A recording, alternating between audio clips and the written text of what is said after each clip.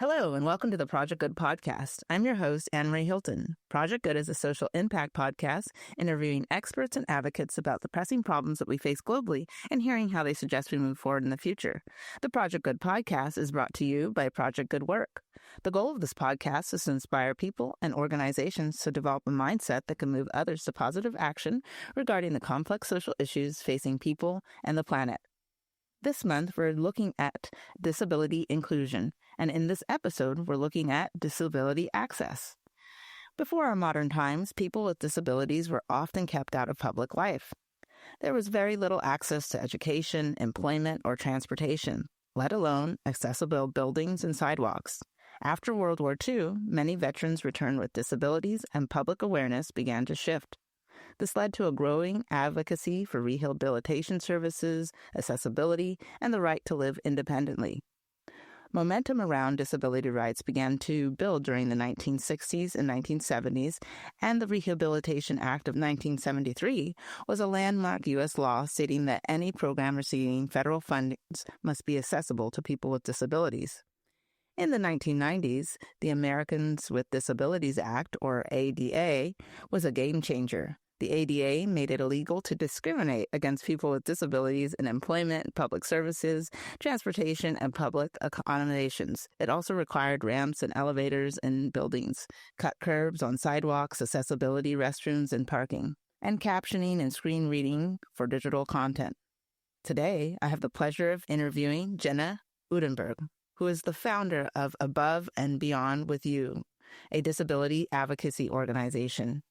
Jenna, the founder, grew up on the beautiful North Shore of Lake Superior and is a disabilities advocate and accessibility educator.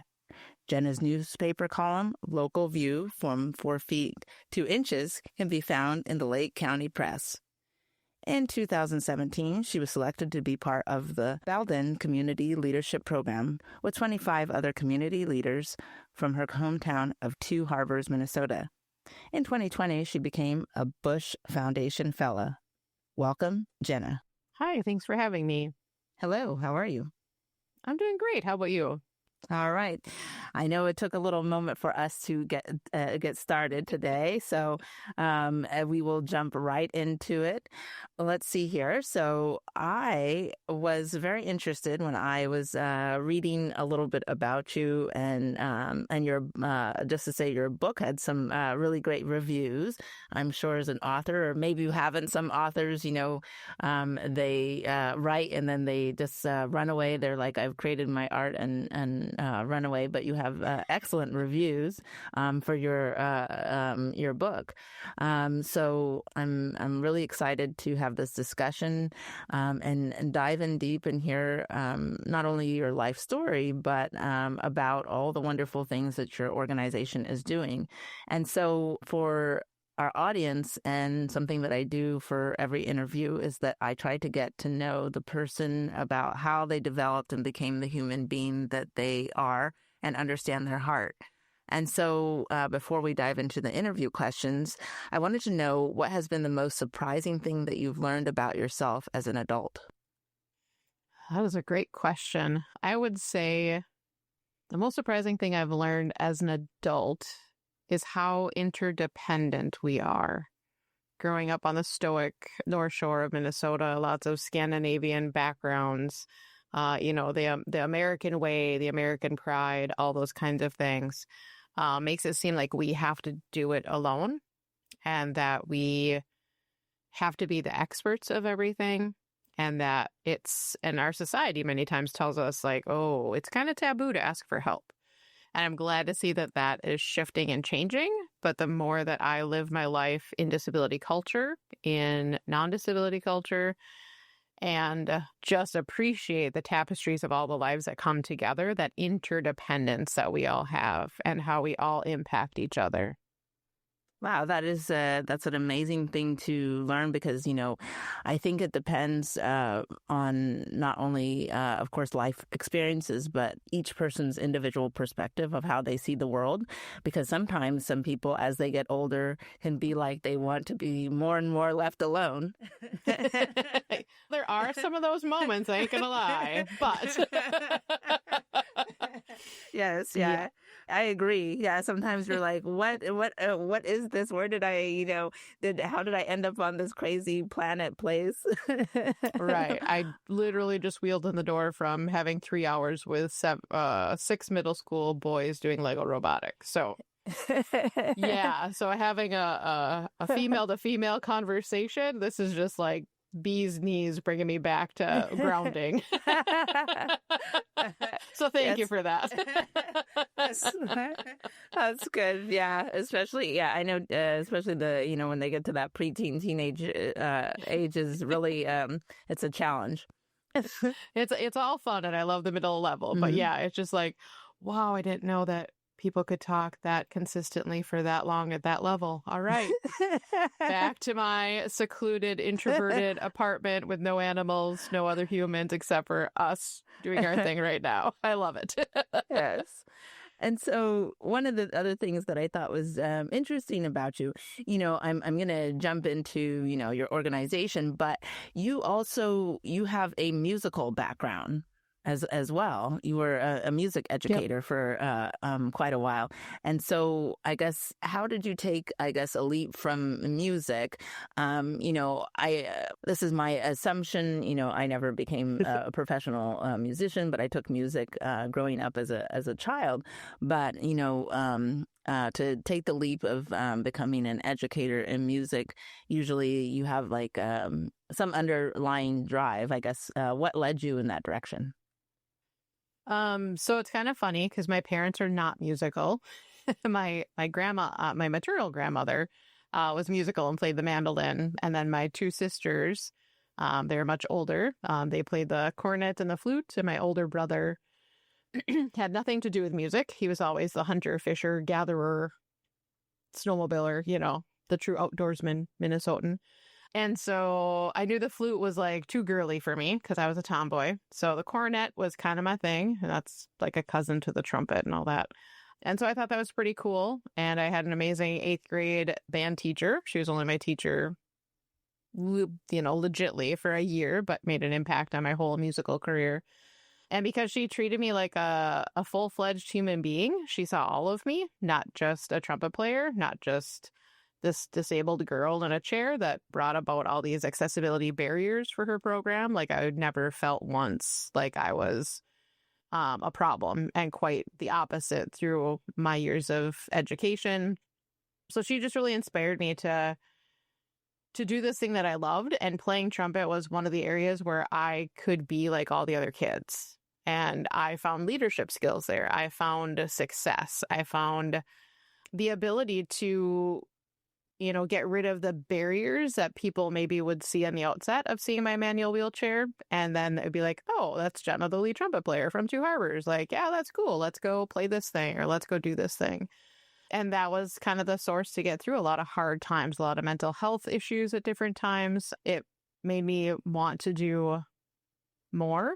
And even when I got into college and was pursuing both of my bachelor's degrees for instrumental and choral music education, it was that love and it was that drive that kept me going, because I still faced, opposition and discrimination, even at the collegiate level and beyond. And so, knowing that that was my calling in life, at least for a while, for 19 years, that was really important. And making sure that kids of all abilities and all backgrounds had no barriers to get into music if that was something that they loved and wanted to do.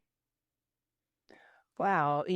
As they say, music is the universal language, but I never even thought of it in a deeper way, that it even acted as an equalizer, because, when you're, either you're good in music or you're not good in music, as they say, right?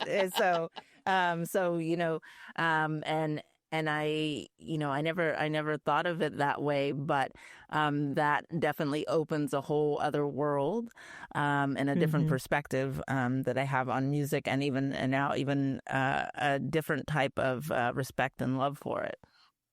Yeah. Wow. And so, so then you made this transition into creating an advocacy organization. I guess what made you do that? when life gives you lemons, I try to make lemonade.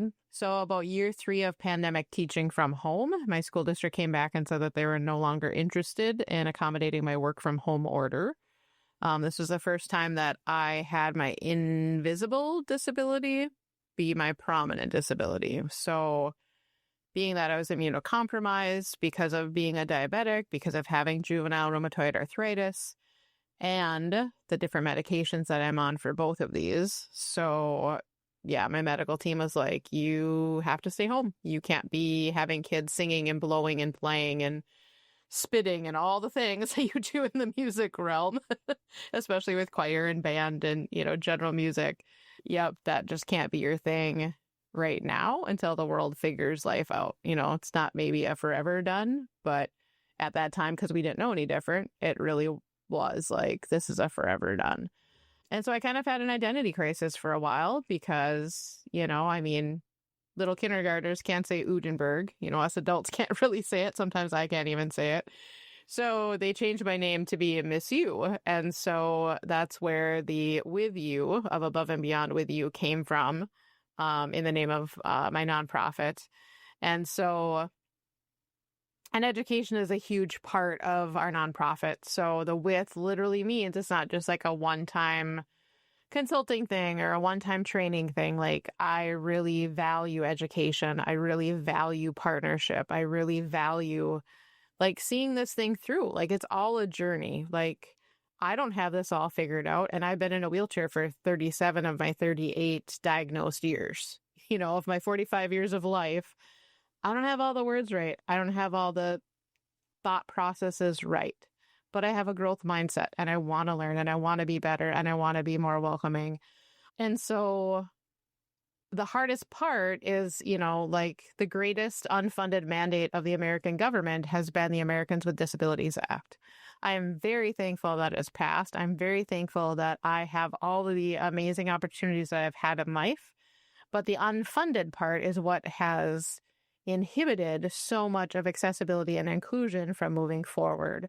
So my heart in Above and Beyond With You is that someday I want to get to the point where we as a nonprofit can come alongside other businesses that can't get grants because they're not a 501c3, that can't do all these other funding sources. So by working together, we can help these small rural businesses, these larger industries, these art opportunity places, like the whole gamut of life, right? And try to fill those gaps and also be an educating force and opportunity so people can break down those barriers. Like, there's so much like, oh, making things accessible is expensive. Well, it can be if you don't do it from the beginning. It can be if you're not working with the disability community to truly know what works for them. Like, and that's the other part of Above and Beyond With You is like, we're not a checklist. So don't treat us like one.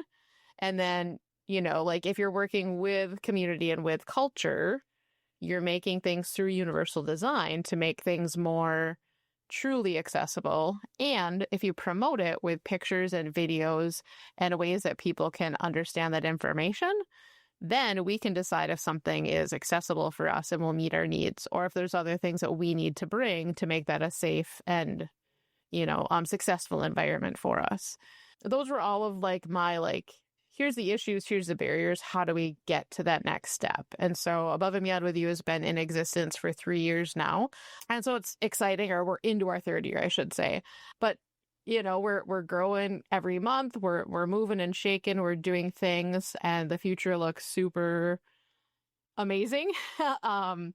But yeah, so there's a lot more growth to go.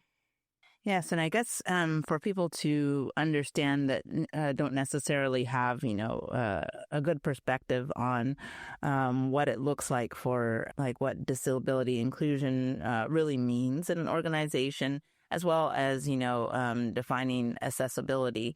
I'm out here, I guess, in California, so I guess I'm fairly familiar, but I think it's important for people who are not dealing with this on their daily lives to really understand what that means. So how would you, I guess, define first disability inclusion, and then define what does accessibility mean beyond like physical access, beyond having like ramps? Yeah, one of the great examples I have working with a local entity, they're like, oh, but we have a ramp in this space now. Okay, that's awesome. Oh, well, like a year ago, we got power buttons on our space. So now you can take the ramp from the handicap parking and then you can hit the power buttons. And I'm like, okay, awesome. And they're like, so we're done. We're good, right? We get your stamp of approval. And I'm sitting in a board meeting in a boardroom where I literally have to plug the door because the table is so large in the space that my only option is to block the door and to not be able to touch the table. And so in that space and in that moment, I said, so great, you got me in the door. And now what? Now what can I do? Can I truly be a fully functioning board member in the space? You all can go traverse down the hall and go into the little lounge area and get a cup of coffee. Can I? You all can traverse down the other part of the hallway to go to the bathroom. Can I? You can traverse down the hall and take the 4 stairs down to the other place and go and work with another person at this facility. Can I? And so it just really opened up their mind of like, wow, it is not just getting disabled people in the door, but it's, can they also do all the same functionality, be successful and safe as their non-disabled peers? And what message are we giving to people in those communities if they can't? And so I like sharing that story because I also don't always think about that. I grew up in a very non-disabled community. And so then therefore I have that mentality. And so I've been working very hard through my different leadership and fellowship opportunities in the last, 3 to 5 years to embrace myself within my own culture and community as well. And so trying to make sure that, people don't just think about physical or mobility disabilities. And yet, Above and Beyond with You is very clear that is primarily our wheelhouse. And we want to be a conduit to all other aspects of disability. But we also know that we don't speak for those other aspects of disability culture and community that we ourselves don't have lived experience for. So we want to make sure that we have those networks in place. So when different organizations or entities come to us and say, hey, we want consulting on this mobility disability or this part of disability inclusion, and we have some workers that are low vision, we have some clients that have some neurological needs, then the whole point is that all of disability community and culture is embraced and all of them have a stakeholder position at the table. Now, I guess, what are I'm sure when you, get new clients that come to you and they want help, what is, I guess, the biggest barrier you usually face? I think currently it has been having all the questions to ask on the front side, because sometimes we come as human nature and we see the one problem, but maybe the one problem that we're thinking of is actually just a symptom of actually the root problem.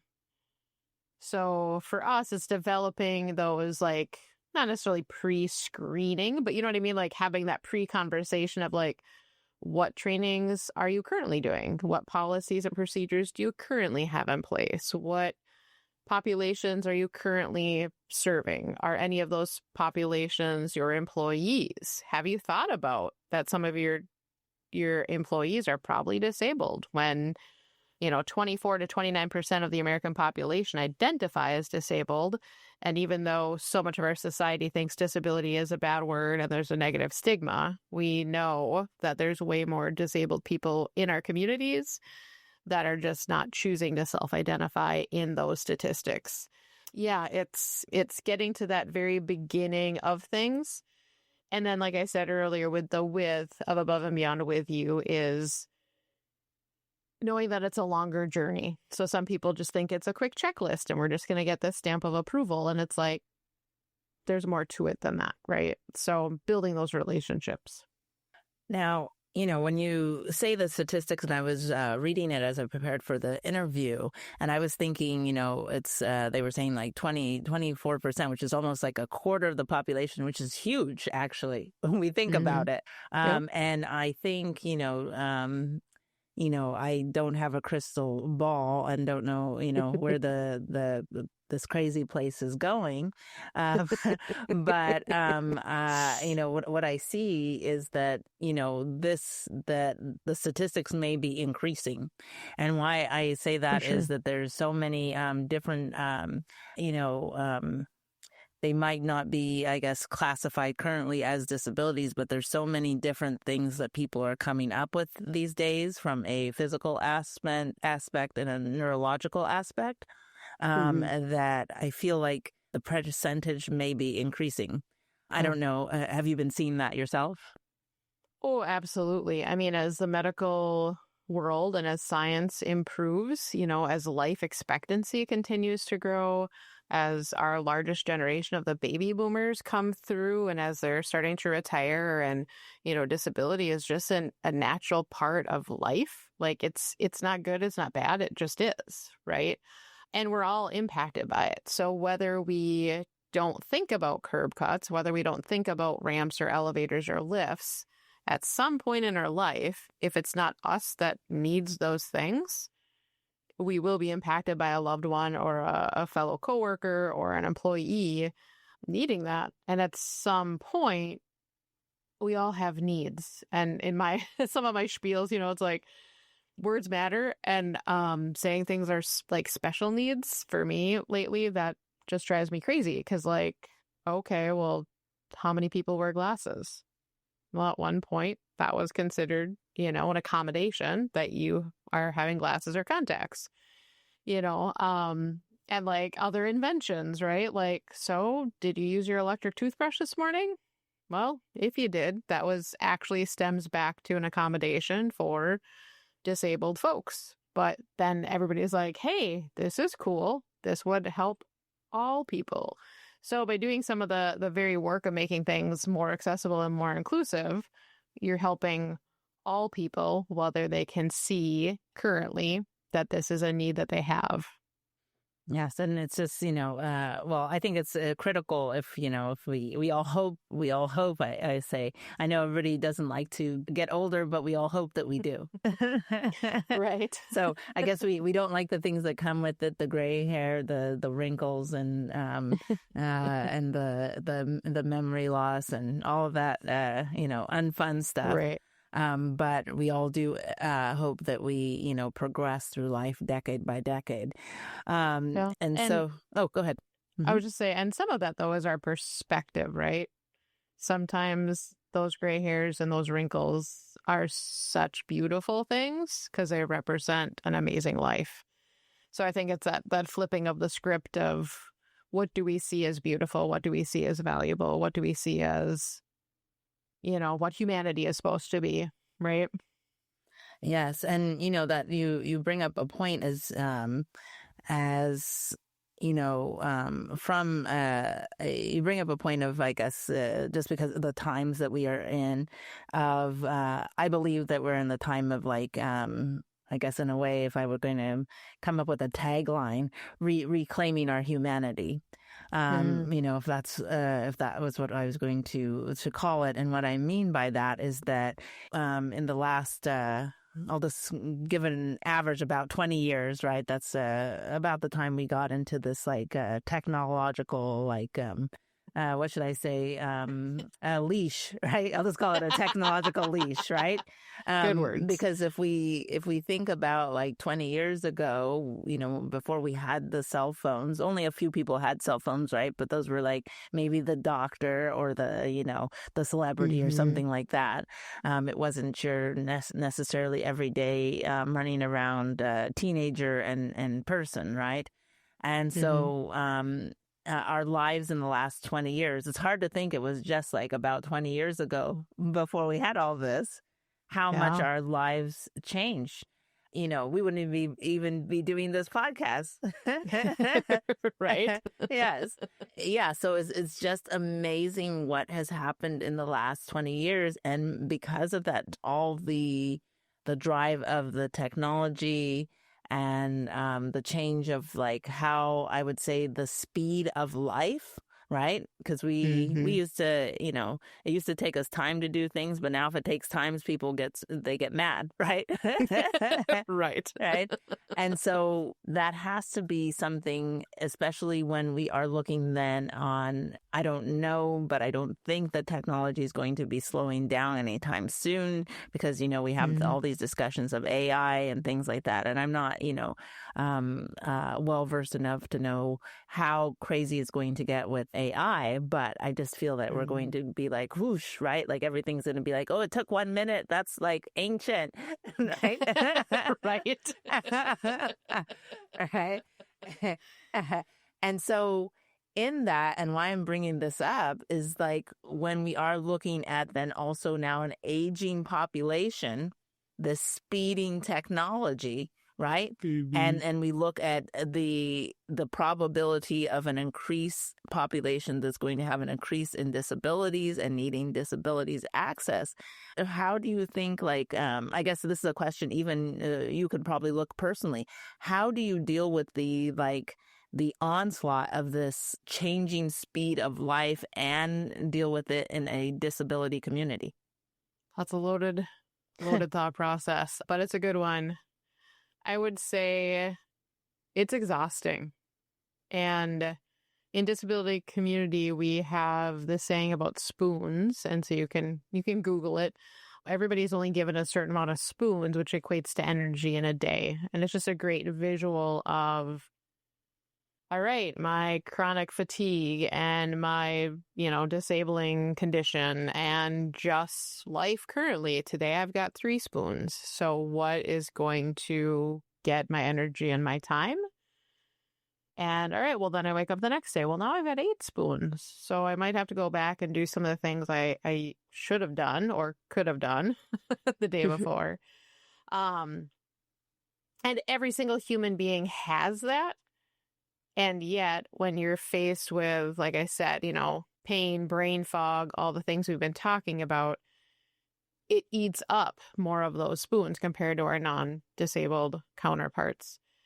And I would say technology can help in it, but even like you and I just experienced with our setup and those kinds of things, it's great when it works.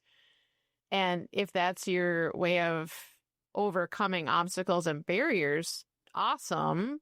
But what does that disabled person do when technology doesn't work, when the power goes out, when the internet goes down, when the cell phone towers XYZ, right? ... It comes down to, like you said earlier, it comes down to humanity. What value, what price, what mental scripts are we putting on the value of every life that's here? And what determines whose life is more important than the other?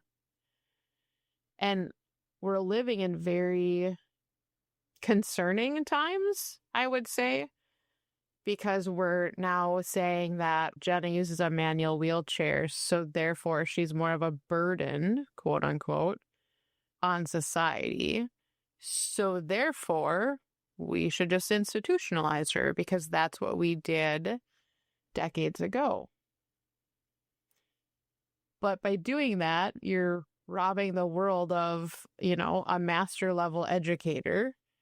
You're robbing the world of a disability activist. You're robbing the world of a Bush fellow. You're robbing the world of a community leader. You're robbing the world of a nonprofit founder and a nonprofit president in the robotics world. Like, there is and yet in that, it feels gross saying that because I'm just labeling all of my accomplishments. So are accomplishments more important than the human spirit? And is it always about what we can give?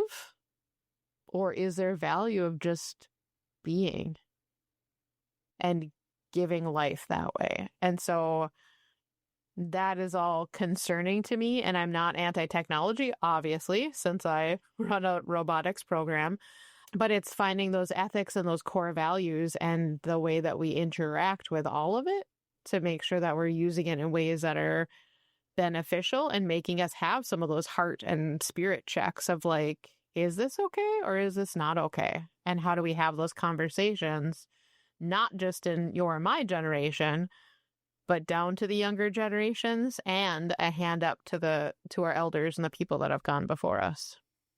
Yes, and you just in my mind you were answering the question of how is accessibility about more than just ramps and buttons and things like that. It's about having the the access to the human experience, right? Because essentially that's what, if we're awake and alive, that's what we're all, going for. And when you're looking at disabilities, it's something that you want. It's everybody wants the equal rights to it, the right to experience that. And Right. so, you telling that story, that's what came up into my mind.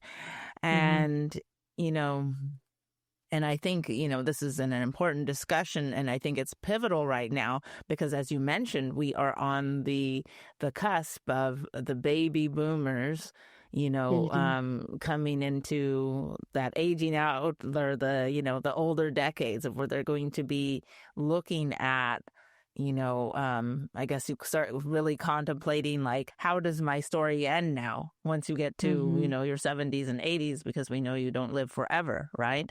And so it gets, I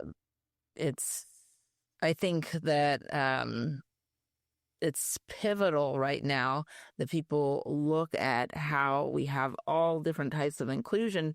The thing that people probably didn't think about, and we know they weren't thinking about it because you're just thinking you're going to be the same way forever. But that's not how life works.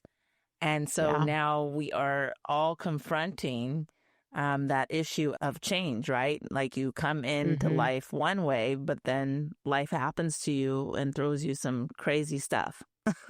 Yeah. And some of my adopted grandmas, when I moved back to my hometown, they were so cute because they're like, "Oh, we're entering our second childhood."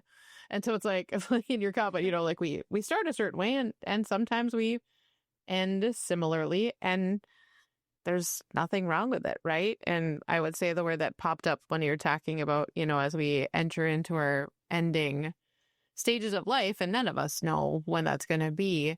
But I guess the question that has been going around my friend group for the last several years is, what is the legacy or the impact that we want to leave? Because it isn't about Jenna Udenberg. It isn't about us.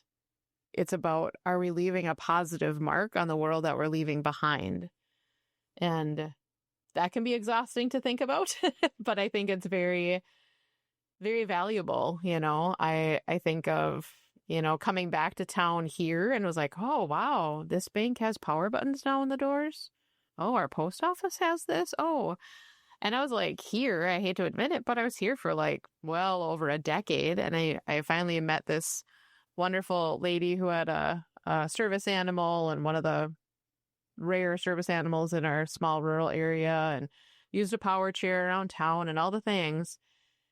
And unfortunately, she passed away about a month or two after her and I finally connected. And it was because of her continually asking and proving to these local businesses and government entities, like, hey, I can't get in your place of business to do the things I need to do. And I was like, Jenna, why didn't you think about that? Like, of course, there usually has to be a life story and some kind of impact that happens for money and bureaucracy and policies and all the things to change in order for universal design to be put into place so everybody can access and be included and thrive within their community.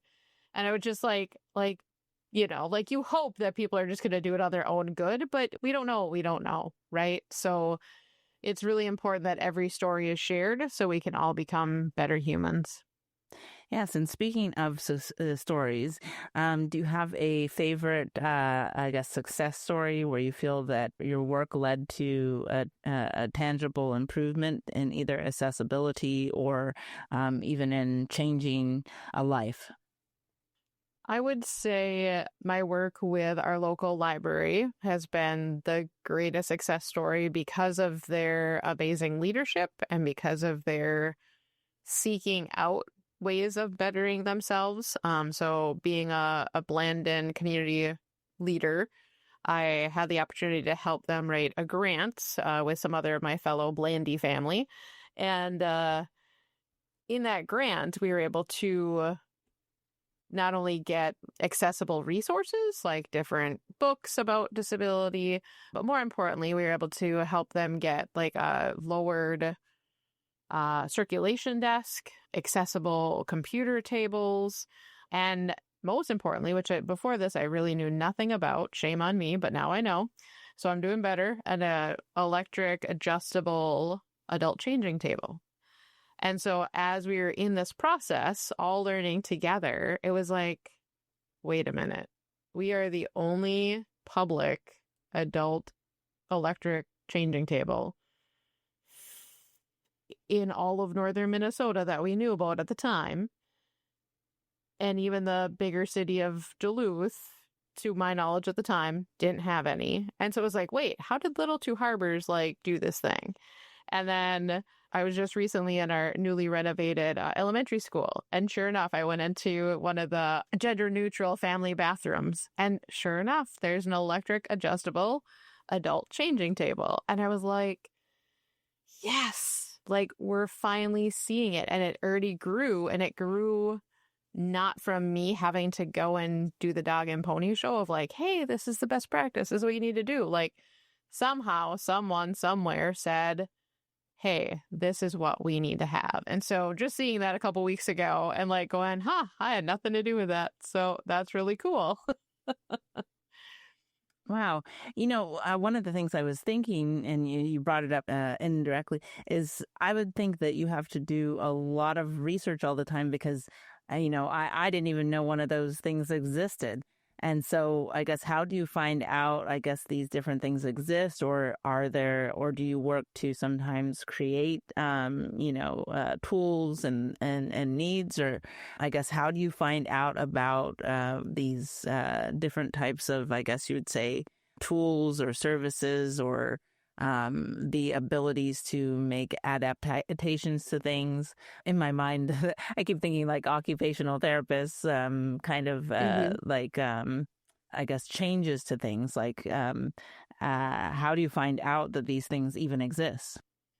Yeah, I would say, definitely research. That's what I love about my nonprofit board. We have people that were camp directors for accessible camps.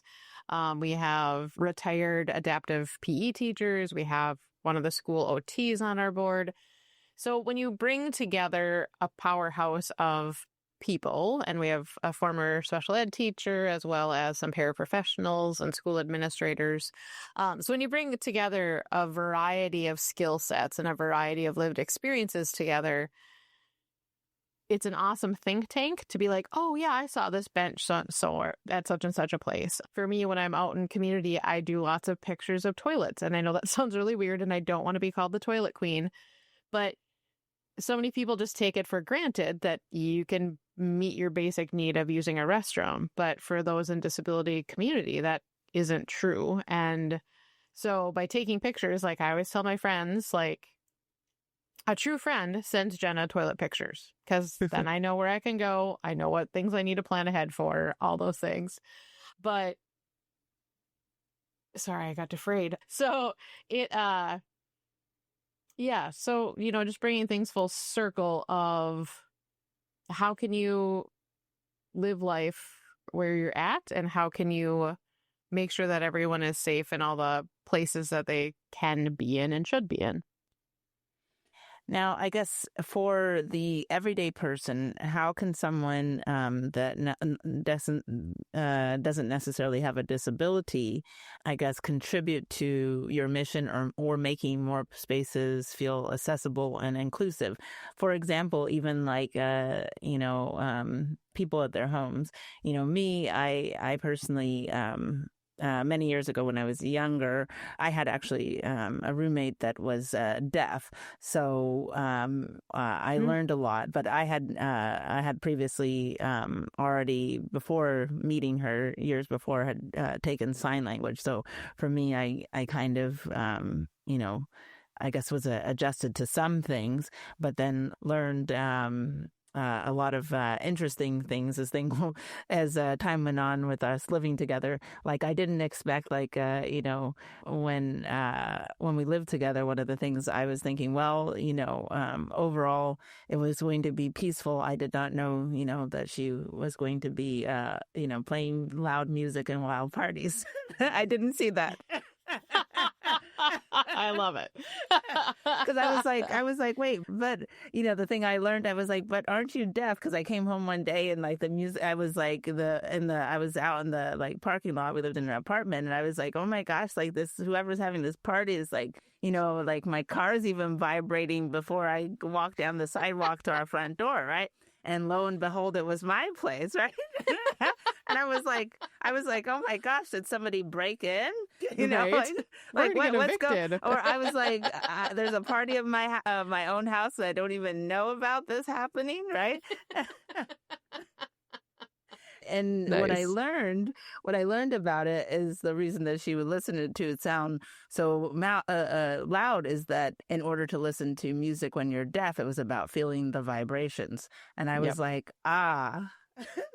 Yep. And now I knew I had to get either like be like working at, the people that work at the airlines. I have to get phones like that when I come home. Yep. Noise canceling headphones. Yep. Yes. So that I could so that I could function in it. But it's things like that. But, of course, I have probably a different experience than most people. So how, I guess, do other people every day, how can they be helpful or even, prepare their homes or space to, to be just welcoming?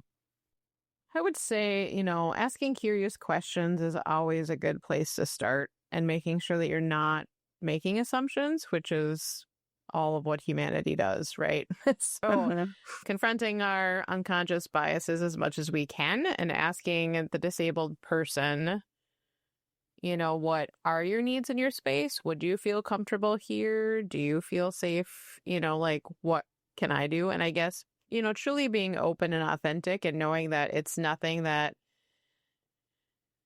is bad or whatever. Like, I have a great group of friends, and my one friend's house is accessible. Obviously, my apartment is, but my one other friend's isn't. But then we just figure it out, right? Like, so we can't equally go to everybody's house, but I can't have y'all come to my house on this month, but I'm going to bring the treats to so-and-so's place instead, and like, I don't even think about it. And then, my friend will be like, hey, can we do like a virtual tour of my house so you can see like, where I live, what I do, and of course her and her young family, have some plans of building on some land, maybe someday, depending on what happens in our interesting climate of the world. But just knowing that that's her heart, that she has a heart that, wants me to be in her home and wants it to be accessible, just knowing that that's the heart condition of my friend, that makes a difference. And we can openly talk about it instead of it being like this taboo secret, just gross gameplay that can happen very easily in humanity. And also just being, understanding of that. Like in my local view from 4'2", once I wrote about, hey, like these two friends have these accessible homes that I can come in, and one has a bathroom that I can use and one doesn't. And like, I just want to be able to come and like hop on your couch and get out of my chair and just be like everyone else that comes to your house. And I got more comments about that from random community members because they had never thought about that. And I'm like, right. So another example of just being vulnerable enough to share your authentic story to make an impact on others to go, oh. And kind of circling back to your previous question that also fits this question is there's this thing called Abilities Expos. And so they happen all over the country and they're completely free. There's many that happen in California out in your world. So finding them and going, like you will see the technology and the innovations that you've never seen before, plus see all the like less high tech, less high cost things in life of portable ramps and like other things. So I think as we explore these opportunities and as we have more of a larger population and a lot of these things just become second nature, I would love to see places like our public libraries or some other institution that has portable telescoping ramps that people can just check out because, you know, grandma or grandpa's coming for the weekend and they're in a chair or they're using a walker and stairs are hard, but we have like 2 stairs to go up. And, you know, or, hey, my friend is coming over and we're going to cook. And instead of having them bring all of their adaptive cooking stuff, we can go and borrow the kit from the library that has all the adaptive knives and spoons and bowls. And, you know, like, I think we as a society can have very creative ways of making things more inclusive and accessible. We just have to think outside the box. And disability culture and community is very good at that. We just have to be willing to ask. Wow, you just gave me an idea that, well, I don't know, I guess something that needs to be like spread across or even maybe something you can do of having these, I guess, adaptable toolkits that are ready for use. Because I think, as I said, you know, I think we have a growing, aging population. So this stuff is going to become essentially mainstream. Yep. And now I just have 2 other questions for you. My other one is a little bit back over to your organization. So what would you say your organization's currently, and I know these days people only think, we only think in like maybe 3-year increments because the place is on fire. So what would you say your organization's short and long-term goals are? Yeah, we just went through strategic planning, so we're kind of in the thick of things. But coming out of this, we're also very committed to continuing this work, no matter what barriers and obstacles are going to continue to be thrown at us. And that was very amazing and reassuring because it all came out of my non-disabled board members. And so that was amazing to hear for me and our president, who is also a wheelchair user, because it was like, okay, we know that what our answer is, but we really hope that we have other people in the fight. And so I think, you know, just the next right choice, the next right project at the next right time. And I also think continuing to have these authentic conversations that are teaching us and teaching others all at the same time. So I want to be able to continue the amazing things that we're doing with the local government, local state agencies, continuing to make those partnerships, continuing to keep being at the table. Because when I am in the Zoom, and if it's just my name in the Zoom, when I or my president or other board members are in physical spaces, the conversations continue to happen. But I don't always know if we weren't in those spaces, would disability, inclusion, accessibility, diversity, all the things, equity, would those all still be talked about if we weren't there? So that's my concern in the next 3, 6, 10 years. But I can pretty much guarantee as long as I and others on my board and others that are allies and supporters have breath in their lungs and a heartbeat, we're going to be in those spaces and we're going to still be sharing our story. Sounds wonderful, and it's definitely the times for that. I guess my closing question was, I guess, of a similar vein. I was thinking about how can we, I guess, wake everyone up that you know that disability inclusion is important for all of us because we're not getting any younger. Yeah. And I think, people acquire their disabilities at any moment, right? Like the disability community and culture is the most diverse minority in the world. There is no special handshake. There is no special, VIP pass you have to go buy. There is no special ID you have to have. It literally can happen to anyone at any moment through an accident, through a disease, through all of the different ways that you can acquire your disability. And the reality is we all have to have grace for ourselves and others because the disability journey is not easy. I mean, I'm sitting here 38 years in, and there's still bad days. There's still things that make me want to shake my fist and be like, why?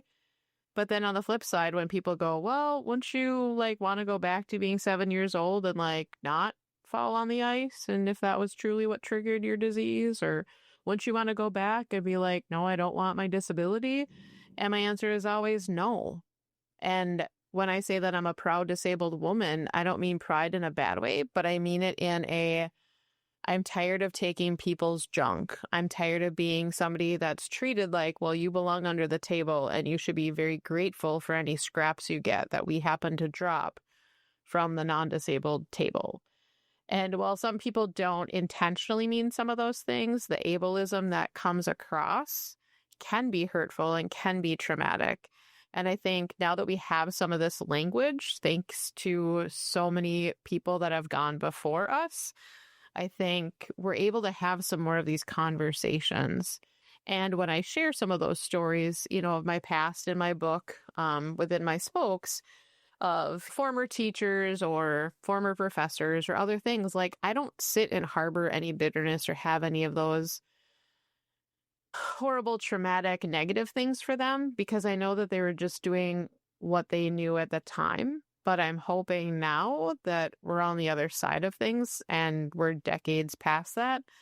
I hope that those same scripts and those same choices would not be what they would currently put on their current students. So we're all growing, we're all changing, and I hope that we have enough courage and enough vulnerability to work hard together to be better. Yeah, I think that's perfect, and for us to trying to change our perspectives, that it isn't, I guess in a way that I would put it, it isn't a disability, and it's just it just happens to be, and that we just go along with life, but it doesn't mean, things stop. It's just, it just happens to be, and it could be, and I was just thinking about all the different people that I've known in my life that things just happen to be all of a sudden you have a stroke and now you can't talk anymore. I just recently I just saw somebody that is an acquaintance of mine and was just recently diagnosed with Bell's palsy. And, just all these different things. And, and these things are just happening at any age for any time for people, yesterday they were, jumping on the trampoline. And then today, they can't move one of their arms or something. So, yeah, it's just happening. But this is a great perspective for all of us to have, that it's just, let's think a bigger picture of, I guess, just living life. Life can throw anything at us, so let's be ready. Yeah. And the other part that I would say too is this is a new perspective for me in the last 5 years or so, but a lot of times it's not my medical diagnosis that's the disabling thing. It's not my wheelchair that's the disabling thing. It's the environment that others are putting me in, whether it's a physical or an attitudinal environment. That's what's actually disabling. It has nothing to do with me. that's an interesting way of flipping it, but I see that because even when I was a teacher teaching in a tiered band and choir room, it was like I felt so gross and I felt so like incapable. Like, what if a kid got hurt up on the 4th tier? I can't physically get to that kid. I know what to do. I know how to help them. I know all the things because I'm trained and I'm highly educated.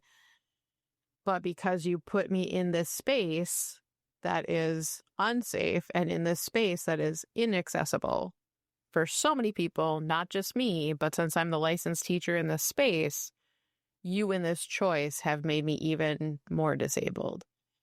And it's a horrible feeling. So I think the more that we can look at our spaces and look at our attitudes and look at our policies, look at our hiring practices, look at all the things, in business, in organizational structures, and truly look at it and go, is this inclusive? Is this accessible? Is this right? And does this feel good or does it not? And if it doesn't, then what are the steps we need to do? And who needs to be at the table to help us make this feel, look, and act better? Yes. Perfect. Thank you, Jenna, for your time and insight. To learn more about Jenna Udenberg, go to aboveandbeyondwithyou.org. If you have a passion for an unserved community, a social justice problem, or want to change minds, contact Project Good Work at projectgood.org to start your project of change today. Subscribe to our mailing list at projectgood.org/subscribe to get our episodes and blog articles sent to you each month. To our listeners, thanks for tuning in to Project Good, where we're focused on what matters.